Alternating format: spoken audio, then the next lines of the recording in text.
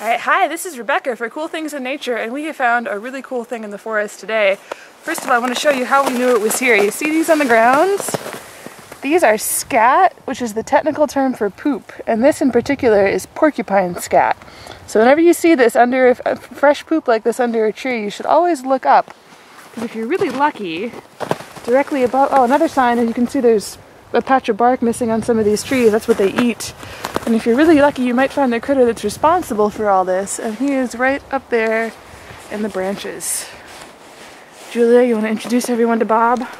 Hey, it's Coolia again, and I'd like to introduce everyone at Cool Things in Nature to Bob the Porcupine. He lives here at Tree Haven Environmental Learning Center in Tomahawk, Wisconsin. Hey, Bob. Bob's not doing anything right now. He's just sleeping. He's kind of sleeps most of the day in the tree and eats the bark of these red pines up there. Hey, Bob. Yeah, we're not going to wake him up. There's something really cool about the way that porcupines reproduce. Most people say very carefully, which is somewhat true. But in actuality, the females are only interested in the act of reproduction 8 to 12 hours out of an entire year.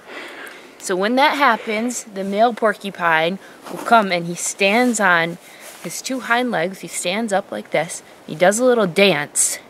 And then he urinates all over the female, which we probably think is really gross, but I guess she likes it.